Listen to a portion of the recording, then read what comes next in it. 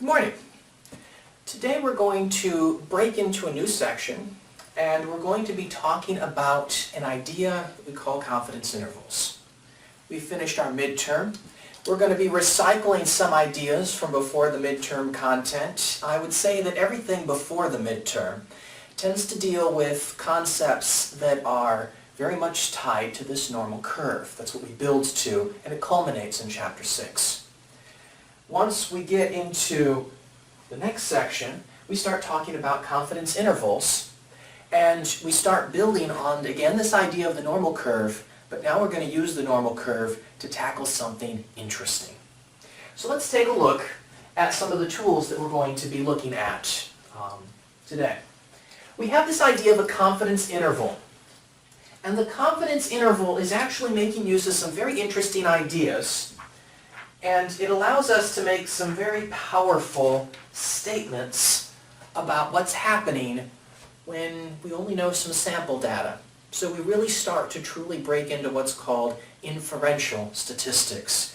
We're looking at samples and we're projecting onto, in some way, the population.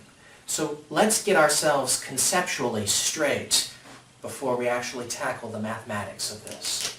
So let's take a look. For a moment, ignore those little numbers floating off at the top of our screen. Let's look at this idea. In the real world, you have data. And maybe I shouldn't even draw this square first, but let's talk about what data actually does. In the real world, data simply exists. And for some reason,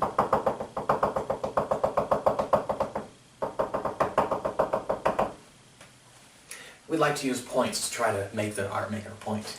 Get it? Anyway, so here's our data. And maybe our data exists in one sense on some kind of x-axis, and possibly this x-axis, let's say, might be something like, I don't know, age. And then we also might have some sort of y-axis, and this might be salary. And so there's this idea that the very young infants probably don't have much salary connected to them. And once one reaches a certain age, it becomes very difficult to get a salary. Unfortunately, we all, the bell tolls for thee, I suppose.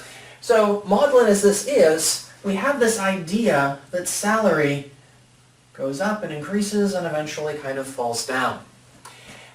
Remember back to Chapter 1. We talked about what we called framing error. And this was the idea that when we pick our random sample, we have to be careful how we select it. Because if I just pick a random sample like this, everything inside this blue frame, it's not really how the world works. I would be tempted to say people must always be between a couple certain ages. I've drastically shortened the lifespan. And I also might tend to believe that salaries can be higher than they really are for most people, because I'm ignoring all the people outside of this area.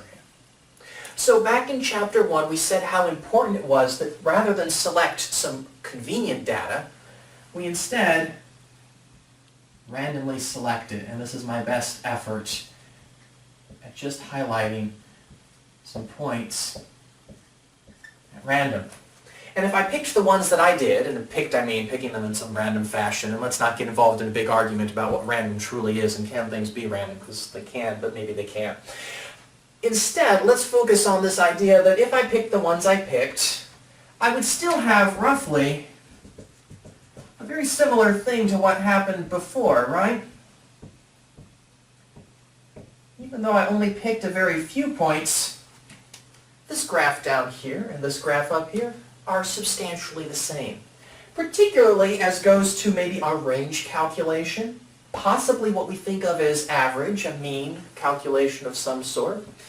It's all behaving very similarly. But this is only one way I might have selected that random stuff. What if we pick a different color and pick a new random? What if I'm randomly picking and I don't happen to get the leftmost and the rightmost ones in my new random selection, because it is random after all? Picking, I don't know, a few points off of here at random, and suddenly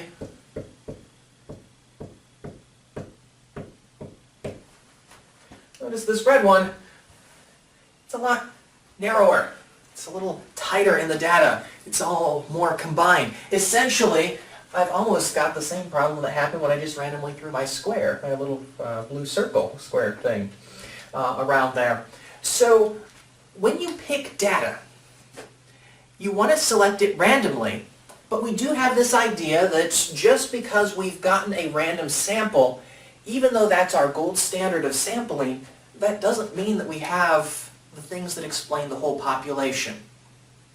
Let's take a look at this and now tackle it maybe from another point of view. Somehow I'll stand over here and that will make everything better. Pretend that this first thing drawn in the black is the actual population. This represents everyone. We're living in a very small world where every one of these dots up here is the salary for people. This is the entire world. In this case, sometimes in statistics, we say that we play God. The idea being that we know everything. We're up here looking at something, we can see absolutely everything that's going on. If we had access to the whole population, if we could do that, there would be no need for us to be taking the statistics course because we wouldn't need statistics. We would actually know what everyone's doing. If we had access to the whole population, you would never ask, what's my salary going to be if I become a nurse, because you have access to the whole population. You simply grab out you as a nurse and look at it and say, oh, I know exactly what my salary is. It's this one. You have perfection. We, of course, don't have that. We don't have that luxury. So instead, we somehow have to cope with the fact that while we always have this idea of population measures, in real life, we're usually limited to only looking at a couple hundred, maybe a few thousand. When you have that limitation and no longer have populations, but instead only have samples, you get yourself out of the parameter area into statistics, and you have to somehow come up with an idea that says, well, given this limited view, there's a mist, there's some fog, it's hard to see what's going on. Given this limited view, what do I know about the population? Because all the same, we tend to not care about small groups, we want to know about everyone.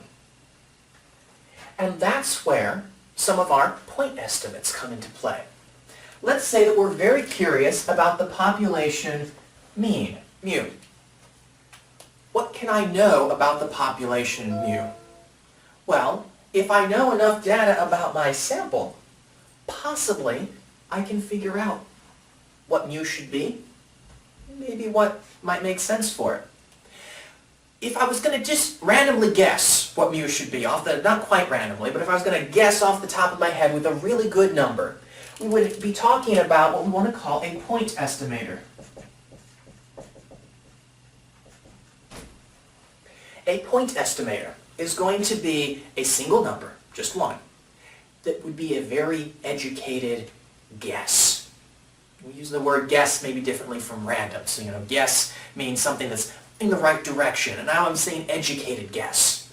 If I wanted to make a good educated guess as to what mu should probably equal, I would say it should probably be very similar to the sample average. If we've collected the sample at random and done a truly random sample, then we have every reason to believe that the sample average would be a really good guess, a really close guess to mu. So that's our idea. Instead of talking to all 300 plus million people in the United States, or all, 7, 8 billion people in the world, instead we're going to talk to just a few of them, figure out how those people work in the sample, calculate a sample average, x bar, and use that to guess what mu should be. However, we run into this problem. Let's look down here. I had two samples. I had the blue x bar and I had the red x bar. Let's take a look. Blue x bar had as its highest point this up here, had as its lowest point this one here. So blue x bar is living in this range on the salary heights, and it's living in this range on the ages.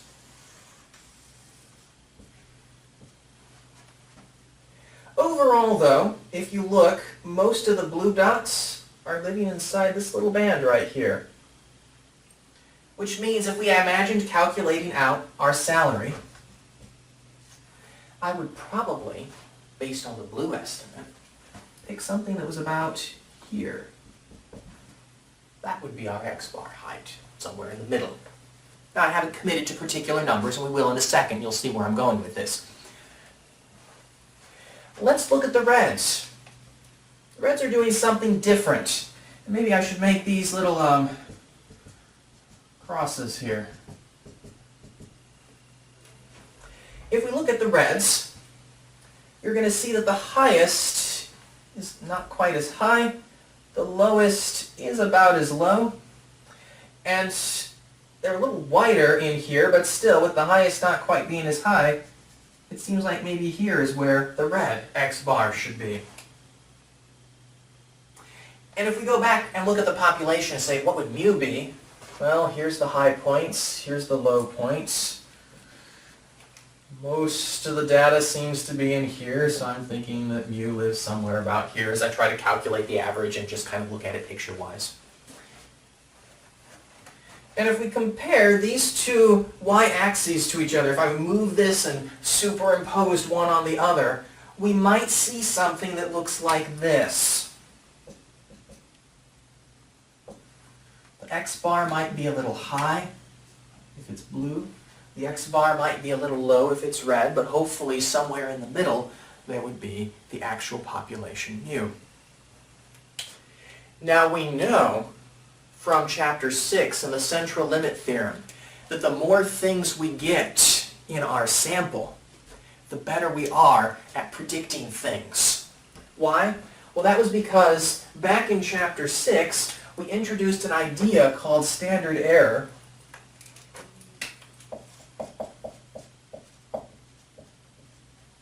And we said standard error was going to be sigma x bar, where we said, look,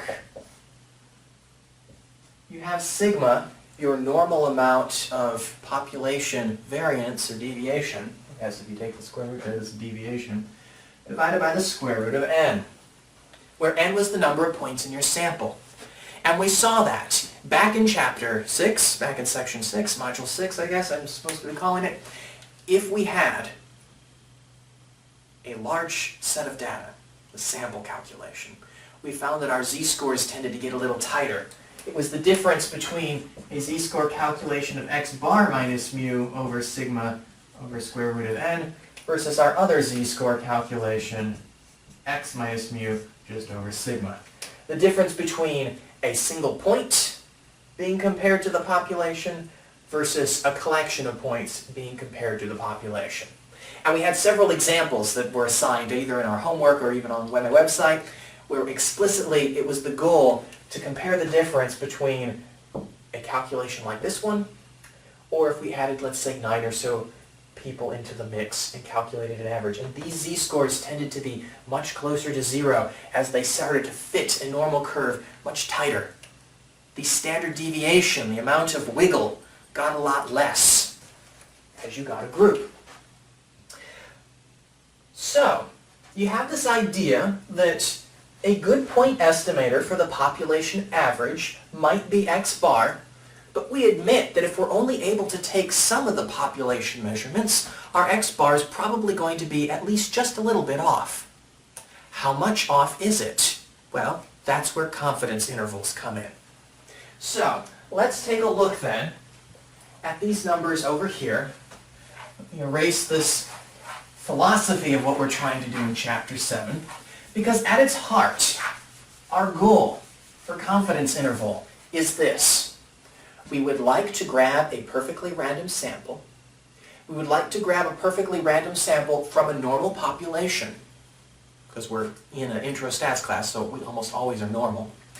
And we would then like to use that sample to calculate an x bar, but we want to use that to tell us something about where do we think mu, the population parameter, lives.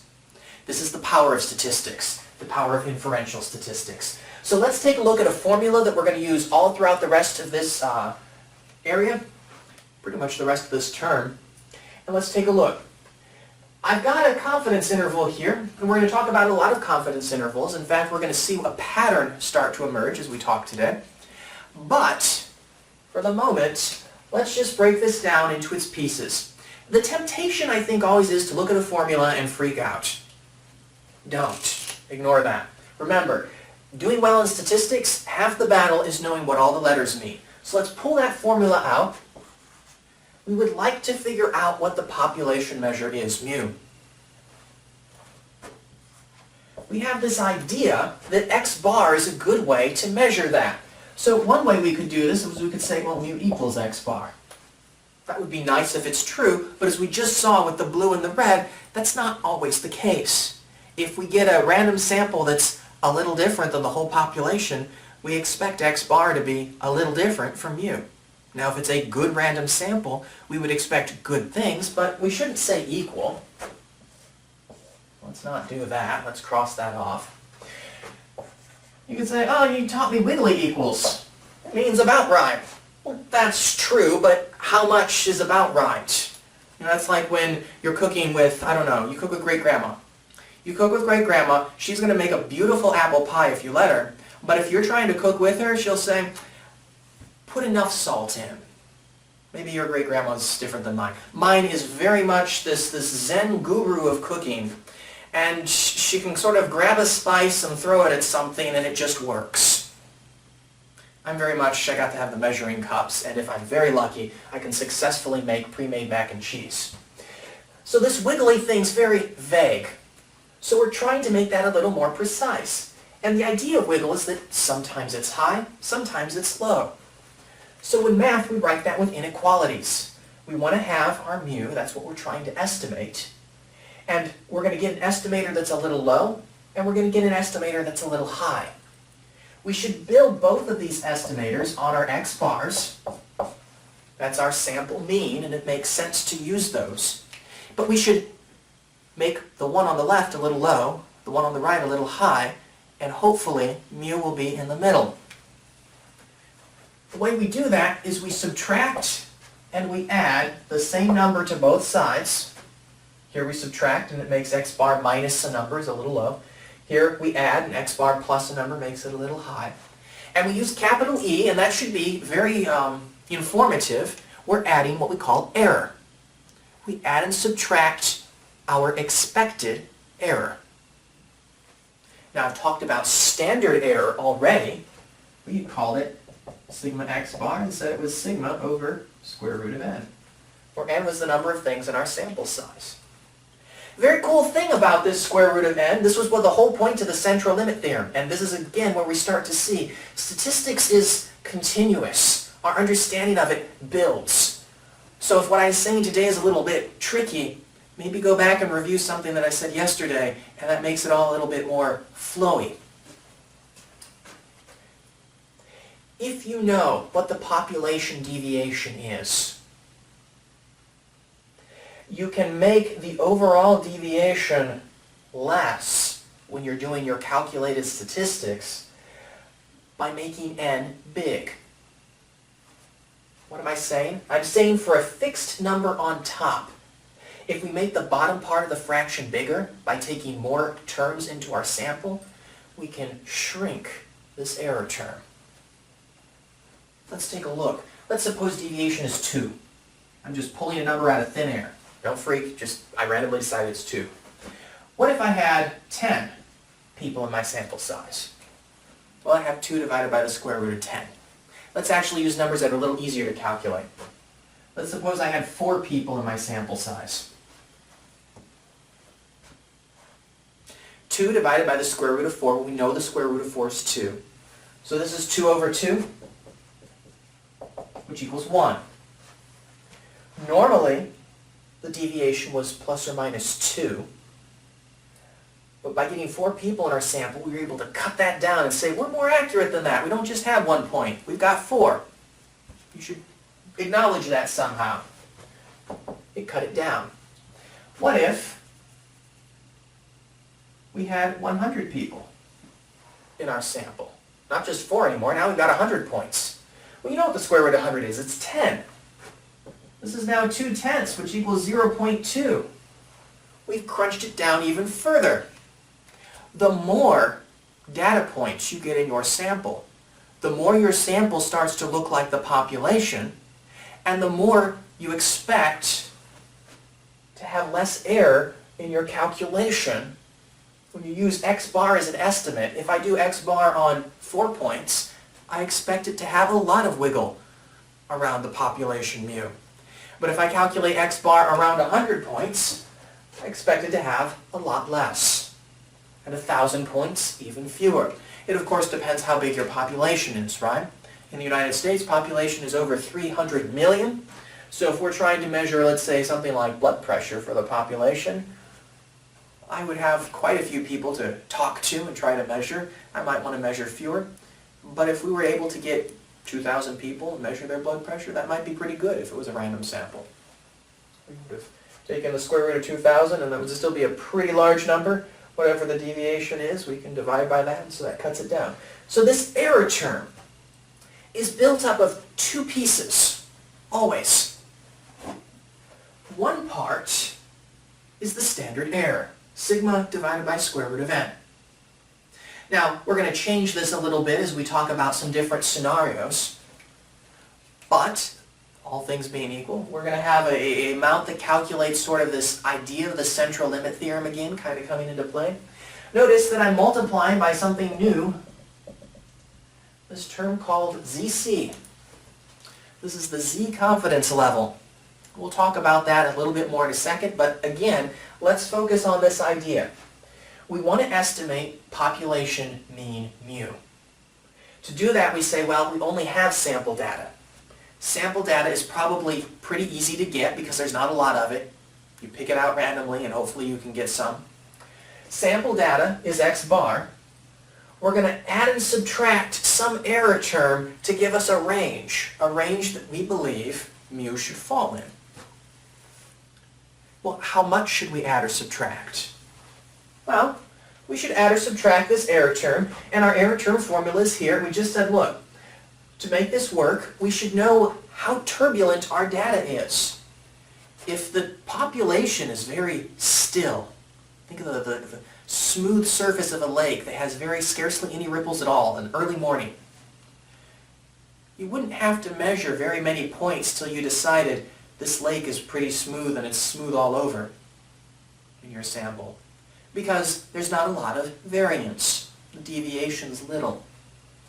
But if you have very large waves, if this number gets larger, if you want to get an accurate measure from your samples, you better measure some more points, because otherwise it's very possible that you're grabbing all your random measurements up here and the wave height's going to drop very low.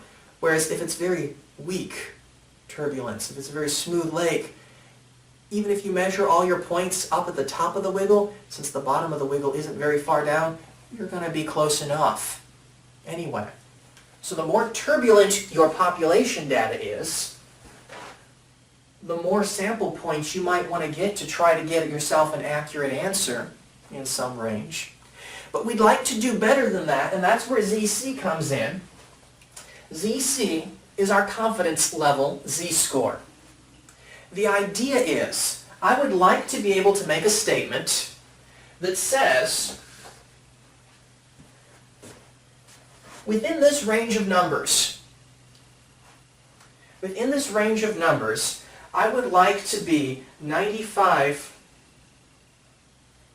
let me rephrase that and be very careful here so I don't get into Bayesian probability. Within this range of numbers, x bar minus e and x bar plus e, I would like to be finding mu living inside this range 95% of the time, or 70% of the time.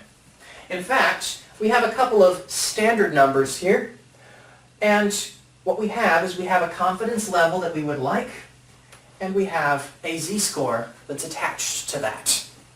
I'm going to talk about that table in a second because it is, one, not something you memorize, and two, something you should understand. But just so we can look at this, here's our goal. Get a random sample of the population. We need to get a random sample of population data. That's because we can't measure the full population. It's too big, it would be too expensive, something along those lines. Step 2 is we would like to get a range. We're still trying to calculate population mu. So we get a point estimate by calculating x bar. We get the x bar point estimate. Step 3 is we want to build a confidence interval using that x bar that hopefully will have a pretty good level of accuracy. So we would like to build a confidence interval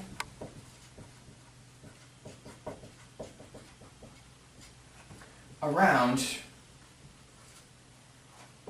x bar that hopefully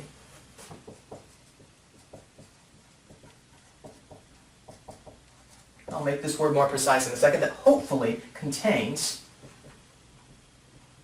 mu. Well, what's hopeful?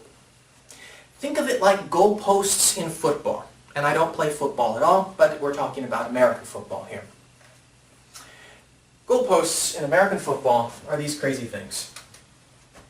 It's a little stick at the end of the field and it looks kind of like a tuning fork. Little people run along the field and they kick this ball. The idea is it's supposed to go in between the two tongs on the tuning fork. Now, football is complicated because the tuning fork isn't very large. Imagine if I extended this tuning fork. I made it a lot wider. It would be a lot easier to successfully kick that ball into the tuning fork. This is the point where I usually lose my students because they're like, oh, he doesn't know what football is because it's not called a tuning fork. Well, it looks like a tuning fork to me. If we made it narrower,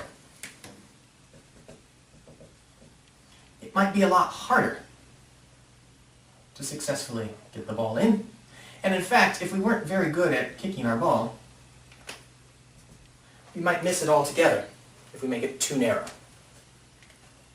So, we have x bar as our point estimator. We're going to add or subtract some error term, and we have a sense that if we add or subtract a larger error term, it's going to stretch out the edges of our tuning fork. And on the other hand, if we add less of an error term, it's going to shrink them. And so the tighter the space is in between x bar minus e and x bar plus e, the less certain we are that we've actually managed to grab the population parameter mu.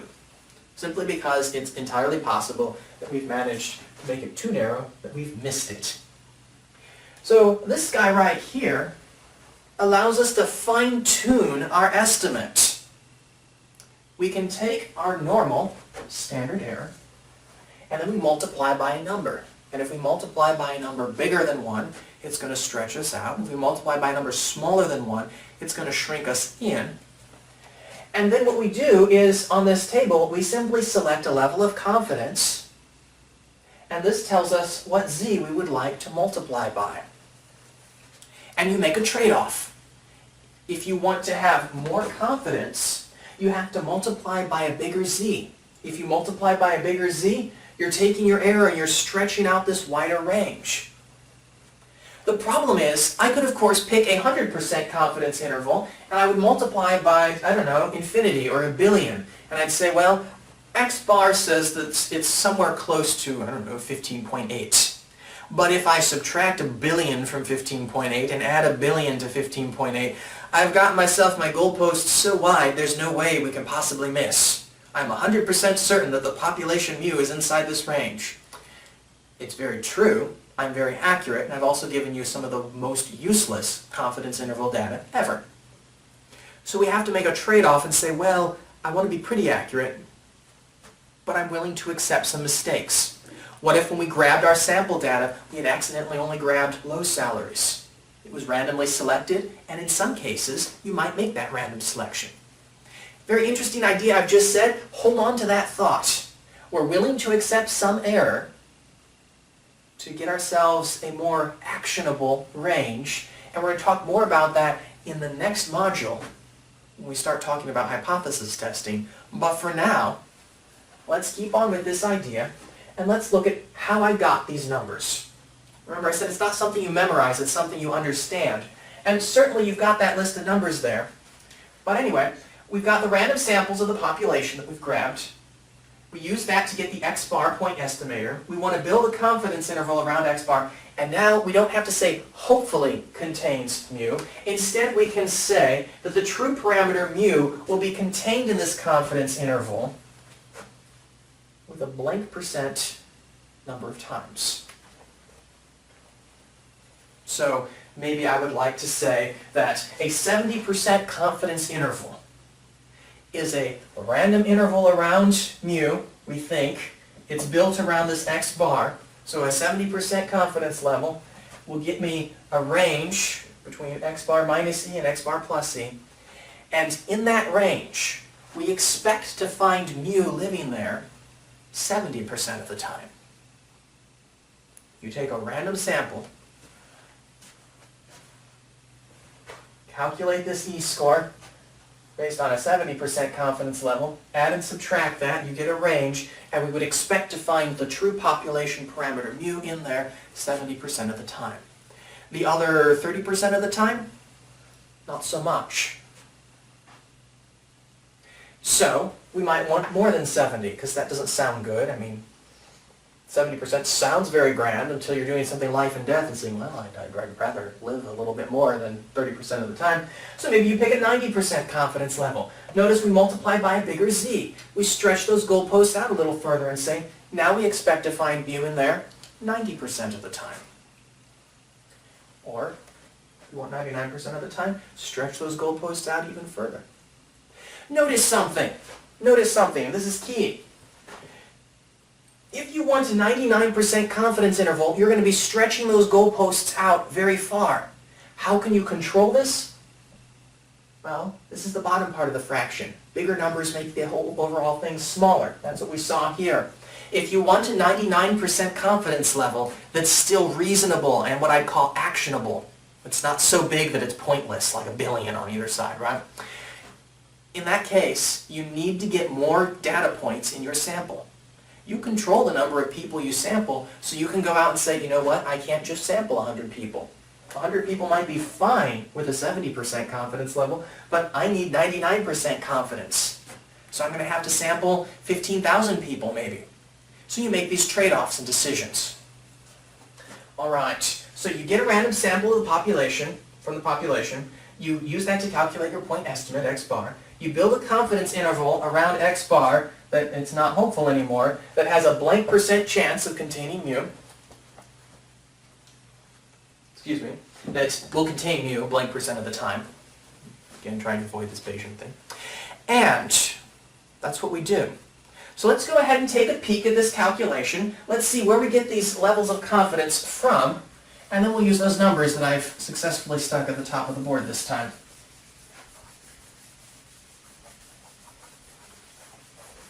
So I've talked to you about where we're going to build our confidence interval. We know what the pieces are we need. Let's talk about this level of confidence. It comes from the standard normal distribution. And here's a standard normal curve. If I was going to pick one difference between how I might doodle through a problem and the way I often see students doodling through problems, it's that just about every time my students ask me a question, the first thing I do is I start sketching things on a normal curve. I almost never see that on student papers. And I'm convinced that that might be part of the reason why grades are difficult. Everything has to come back to this normal curve. It's how I understand it. It's how it makes sense. If we want a 70% level of confidence, what we're looking for is we want to get this normal curve so that we have 70% here in the middle. That's what a 70% confidence level is. If we've got 70% in the middle, that means we've got 30% that belongs on the outside edges, because remember, the total area under a normal curve is 1. The normal curve is symmetric, so that 30% gets split. 15 on this side, 15 on this side, because it's even. So you take that 30, snap it in half, and put some on each side. When you're looking up your ZC score, you want to find these two numbers. left and a right. But remember, this is symmetric. We're doing everything around mu, which has z-score of 0.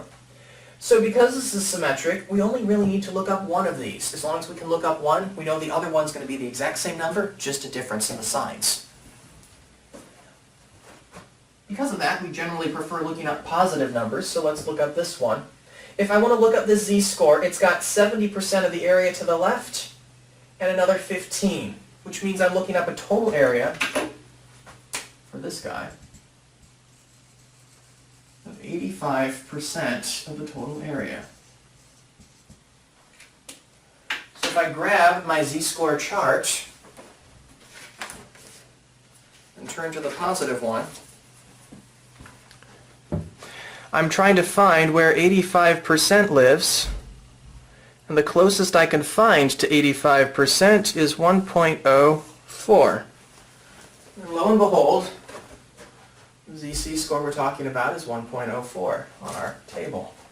1.04, I know this one's minus 1.04. And there you have it. If I want to have a 70% level of confidence, I need to multiply by the ZC score that gives me 70% in the middle. You've just seen how we built that up. Let's go ahead and do that for 95% as well. Obviously there's a little table, so you don't need to do this, but I think you should, because if you haven't understood the normal curve yet, then possibly this helps. I'm doing just fine on time.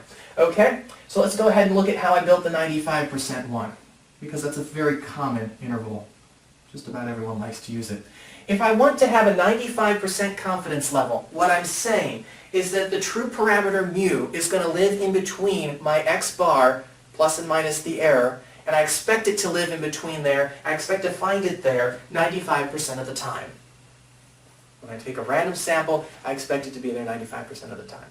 What does that mean? Well, it does mean every 100 times I build such a sample, I do expect 5 of those times to be wrong. Totally missed the mark. But 95 out of 100 is still pretty good. What does this mean? It means I would like to have ZC scores that have 0.95 in the middle. If I've got 0.95 in the middle, that means there's 5% left because we have 100% total. I snap that 5% in half because it's symmetric, and I get 0.025 on the right and 0.025 on the left. We might as well look up a positive ZC. So we're talking about all this area. That means we're looking at 95% plus 2.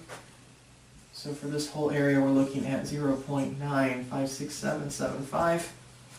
That is the area that we'd like to look up a z-score for. So we go to our z-chart, and we're looking for 0.975. All right. And so I got 0.975 almost perfectly right here. If we look to the left, we see 1.9. If we look up, we see 6. 1.96 is this z-score. That's what our chart says. Of course, this one is negative 1.96 because of that symmetry. These two are the z-scores that in between them have 95% of our total data on a normal curve. So, now that we've done that, now that we've talked through this table, let's take a look at these numbers up here. These numbers up here represent some salaries. The 2010 U.S. Census has just recently come out for me today.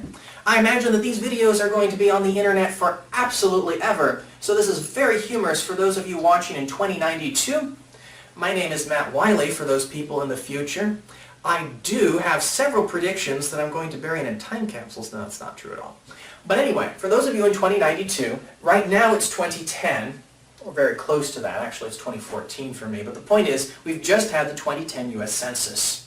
And I'm currently recording these videos here in Texas, and in particular in Victoria, Texas, where presently I know it's surprising to see the future leader of the galactic empire in front of you, but nonetheless, I'm currently just a humble statistics teacher in Victoria, Texas. What are you going to do? So, let's take a look. what I've done is I've grabbed 1, 2, 3, 4, 5, 6, 7, 8, 9, 10 salaries of families in the Victoria area. These are actually not real people's salaries, because I didn't dare do that, but they are salaries and they are normal. This is a random sample. Now, with the 2010 census, we actually surveyed lots of people. We know what the average salary is for a family in the Victoria area. We do. And so this represents a really good thing to do. What I can do is I can take these 10 sample data, we can try to build a confidence interval for them, and I can see, do we make the mark? If I actually find the real salary that the census gave me, then I start to think, well, I probably did a pretty good job. And I only had to talk to 10 people instead of the a little over 65,000 people in Victoria City proper, according to the U.S. Census. So, the difference between talking to 65,000 people, well, we're talking families, so that usually means families are very strange in census data, really. We do have to be careful because this is salary data. But still, family could be a single person who's also a head of their household.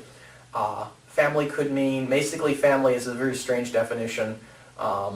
It's kind of odd and got many different ones. But families generally have more than one wage earner, usually. And there's certainly more people involved. So you'll see families tend to earn more than individuals under census measurements. Because under census measurements, if you just talk about what we call per capita income, the income per person in the Victoria area, then you might start to talk about everyone who is alive here, total salary divided by all those people. So suddenly you've got little infants dividing into the number of salary, and the salary shrinks drastically. So by family sometimes gives you a sense of, in this particular apartment or this particular house, how much monies do they have? You can get some efficiency that way. So we've got these numbers here. The process is pretty straightforward. We do have to check some assumptions. So before we're able to go, and we're getting close to being out of time, so we're going to go kind of lickety-split here, but make sure you got your assumptions. They are in your book, but the assumptions are that we have a simple random sample. I've been saying that. This is a simple random sample. I auto-generated it, but it's legit simple. You can pretend that way. The value of sigma, the population deviation, has to be known. This is actually very strange. Somehow I don't know mu, but I know sigma. But bear with me, we'll make that more clear in later sections in this module. But still, I happen to know something about the deviation, even though I don't know mu. That should be very strange to you. This is very much an intro example. Next, we have the criteria that our X distribution should be normal. This is, I'm telling you it is. We don't always have that luxury with all data, but this is an intro stats class, so for us this is being normal. And if we don't know the distribution, our sample size should be bigger than 30. I only have 10 here, so I am explicitly going on the record as telling you, for our purposes, this is normal. Alright, what do we do? Well, we need to get ourselves X bar. We also need to calculate E. This will give us a confidence interval. So I need to know what X bar equals. I also need to know what E equals. To know what E equals, I have to be able to know what sigma is. I have to know what square root of n is. And I also have to know what ZC score I'm after. Well, I can tell you what square root of n is because there's 10 things up there. There's 10 data points, so n is 10, and that means we type square root of n down there. We can tell ZC as soon as we pick a confidence level. This is salary data. Let's use 95% simply because that's the most common. At 95%, I'm going to use a ZC score of a 1.96. We just looked up y. And I can tell you, as soon as I take a peek over here at my notes, that actually the sigma that we are looking at is going to be, let me take one little look here. Our sigma is going to be, looking for it, 19,000.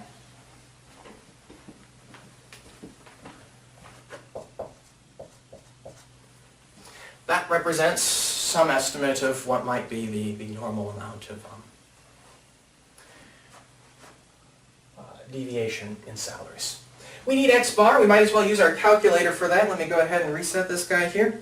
Again, if it's been a little while since you've done this, you want to go ahead and click on that data button, and now we can enter those salary scores in that first column. So I have 44,172, 44,172, 38,511, 38,511, 26,464, 26,464, 51,978, 51,978, 33,835, 33,835, 53,458, 53,458, 29,377, 29,377, 37,264, 37,264, 43,843, 43,843, and finally 2,396, 2,396. That is not an error right there. That is a very small family income.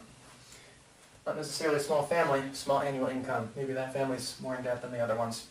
I have successfully entered all 10 of these into our calculator. Again, if you go ahead and hit second and data again, this will get you to the statistical regression. We want to do one variable statistics, hit enter. My data is in L1, the frequency is just as we've entered it at 1, so we can go ahead and hit calculate, and if I scroll down just enough, you can see the X bar. And X bar for us is 36,129.8.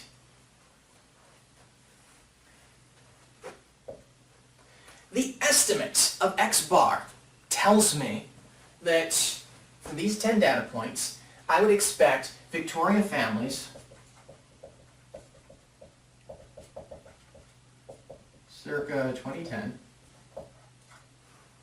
to earn this much money in a year. That's what I would expect a family in Victoria to earn. That's the point estimator. We would like to be 95% certain that we've managed to construct an interval that has a 95% of the time will actually contain mu, the population family average. So this is sample, and we would like to figure out what mu is. And mu is going to be X bar plus E and X bar minus E. We've just figured out X bar. It's 36,129.8. 36,129.8. We're going to subtract E and we're going to add E. Let's go ahead and calculate E out just a little bit more. Second and quit will get me back to my calculator screen. You can see that E is 1.96 times 19,000 over square root of 10. So I can do 1.96 times fraction bar 19,000 over second square root 10. Move over to the side. You can see on my calculation there what that's looking out to be. I did use this fraction bar button here for that second piece. Hit enter, and I'm getting 11,776.32. I round to the nearest cent since this is dollars. So we have 11,776.32. 11,776.32. This is a 95% confidence interval. Let me go ahead and do that calculation here. This guy plus 36,129.8. On the left I have 24,353.47. That rounds to 0.5, which means this rounds to 4. I'm going to round to the nearest dollar since that's kind of where my stuff started out. Watch carefully if you're doing your homework in the online homework program. Quite possibly it will have different levels of accuracy that it asks you for. Sigma, mu, and then of course also 36,129.8 plus 11,776.32 gives me 47906, rounding to the nearest dollar.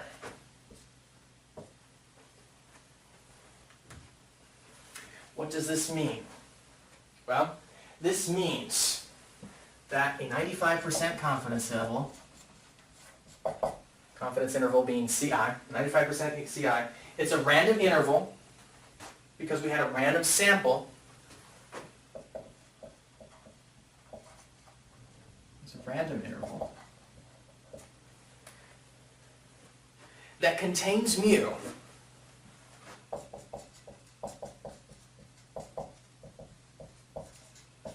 95% of the time.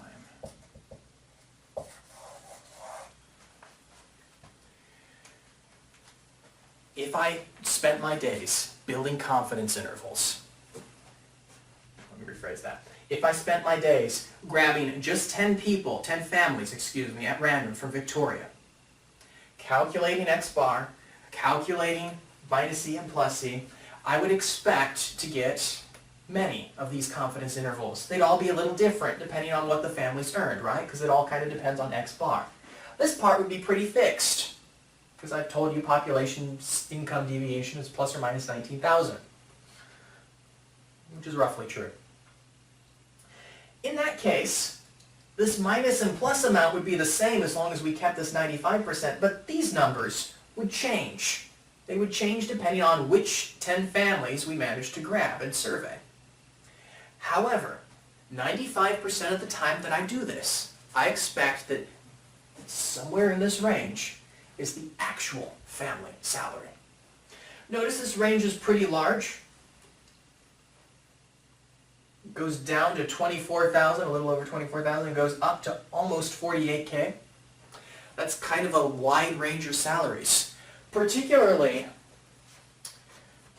well, I'm just imagining roughly, right? This is a little over $2,000 a month. This is getting quite high there. It's getting close to, well, almost double that, really. 24 times 2 would be 48. So we've got between almost $2,000 to $4,000 per month as these families ranges. That's quite a bit of change, which you should expect to have such wide goalposts in this case. You expected to have wide goalposts because we picked a 95% confidence interval, which is getting pretty high, and I only had 10 people in the sample size. If I want to shrink these goalposts down a little bit, get myself more committed to a specific mu possibly, then I should go out and sample 20 people instead of 10. Or maybe 100 people instead of 10. With 65,000 people in the Victoria area, considering normal family size is between 4 and 6 or so in the United States people, I could take that 65-ish thousand people, I don't know, let's just kind of divide that by 5, let's say, because that'll be nice. I expect about 13,000 families in the Victoria area. Asking to speak to 100 out of 13,000 doesn't seem like all that many, and yet it'll mean that I can cut this number down quite a bit. In fact, I'd be cutting it down by square root of 100 instead of square root of 10, so I'd have 1.96 times 19,000 all over 10. Instead of 11,776 that I add and subtract, under that case, I would only have, if I had surveyed 100 families instead, we would only be adding $3,724 to each side. So you change plus or minus 11, almost 12K, to plus or minus 4K. So that's a big change in your range, quite a lot of shrinking in the goalposts if you can successfully get yourself to survey just a few more people. Just for curiosity's sake, as my last comment here, and I know this one went a little bit long, but I wanted to tell you, the U.S. Census tells me, and I've got this over here on my screen, that we are expecting for a family 42,866.